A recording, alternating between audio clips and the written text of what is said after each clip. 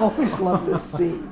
I like how they make the chair sound like he really whipped it around, like he was flying through the air at 1,000,000 miles an hour. Yeah. Really gives you the idea of that must have hurt. Came back from the desert with a new friend, didn't you, You were my only friend. Their only friend. What the hell are you doing with this creep, huh, Granny? What's in it for you? It is better to be the right hand of the devil than in his path. As long as I serve him, I am immune. Huh. You do what? This castle, what did you say? I don't want to tell you, but you just hurt me some more. And try not to lie to me. The white book thing found it how enough, Joseph. He wants it back. He said. Guess the actor that played Benny, he got bruised pretty good with this scene because I'm sure he Brendan did. Fraser was such a big guy. Whooping him up the whole time. Yeah. Hopefully they didn't have to do too many takes. So he was covered in bruises after all these takes trying to get this scene right. At least that's what I heard. Now, what do you make of his character? How would you describe him? Benny? Yeah. Just, I don't know if you call him evil or the enemy, but just a funny gag character that kind of, I don't know, it's like not a common trope, but you see it a bunch in other movies. You have like, in, goodness gracious, Mr. Evil, Yeah. and what are those goofy movies by the guy who plays a hat in the Cat in the Hat? Yeah. He's a comedy. It's from the 70s, Mr. Evil. Sure. Yeah. And the little minion guy. Yeah. I don't know. There's always a big bad with a little minion that kind of does his bidding a little bit. That's just your beat up character. Now we've talked about all the actors that played. We've been talking about all the good guys. Yeah. But I don't think these movies are what they are without a great villain. Sure. And you have to have a good actor to play a good villain. Yes. Honor Vosloo that played this part, he's coming back up now. Yeah. Coming back into the movie.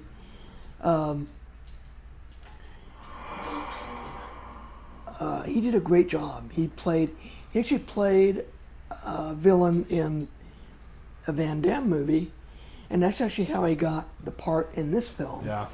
The producer that was on the Van Damme film was one of the producers here, and they were looking for somebody to play the mummy, and he said, I got this guy that I worked with on the Van Damme flick, and Yeah.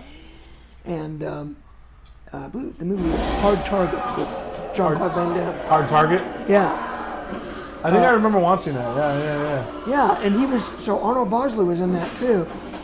He does a great job in both films. He's great as the villain. As you can see, he's kind of got that look to him. Kind of a menacing look. But he's actually a really neat guy. I saw him in an interview recently, Yeah. and they talked about bringing this original cast back with Rachel Weisz and Brendan Fraser. And Arnold Vosloo said he would love to do it. Yeah. You know who else I really liked him in? Arnold Vosloo. Was the G.I. Joe movies. Yes. I was kind of disappointed in those films, but again, I thought his character was he did good. a really good job in that. And Brendan Fraser was in that too. He was a good guy there. So kind of neat to see them in Yeah, they transfer over on- different different franchises. but they both did good. This might be his pinnacle gig though. I can't think Yeah. of another role that he was more famous in.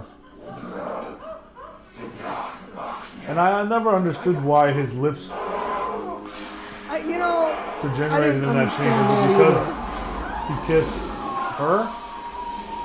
They did a really good job with the effect, but No, why? the effect's fine, but why? I have no idea. Yeah. It doesn't make sense unless his love for her takes away his spell. Oh, maybe. I know. Something about, I don't know, something That seems about, hilarious. he asks the girl, "Are you all right?" And her brother says, "Oh, I'm sure I'm good." Just I don't know. another gag. I don't know. Until now, it was a question I was unwilling to believe. It's one of those things maybe you don't want an answer to. Maybe. The black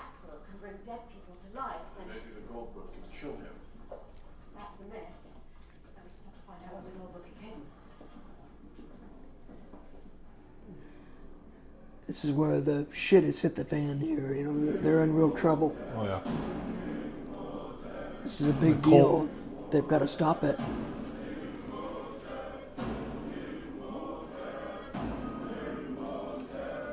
Do you think they're like they've been like possessed? Looks like they are. Boils and swords. They have become his slaves. Yeah. So it has begun. The beginning of the end. Not quite yet, it hasn't. Come on.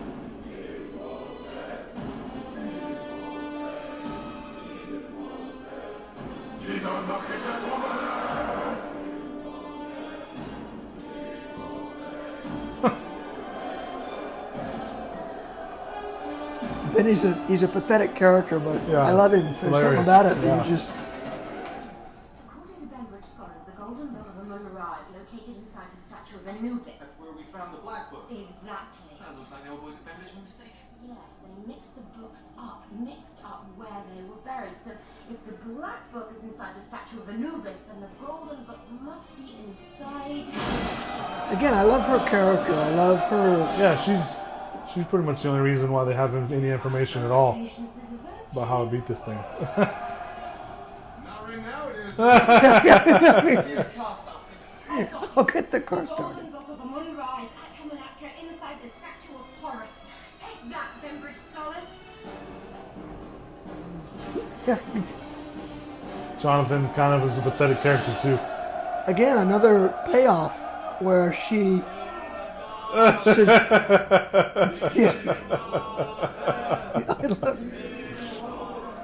They just calms the whole crowd. Jonathan's kind of like Benny, but just the On the opposite. good He's side. on the opposite side. They're both A little bit pathetic. more useful. A little bit more Yeah. useful. Comedic relief for sure.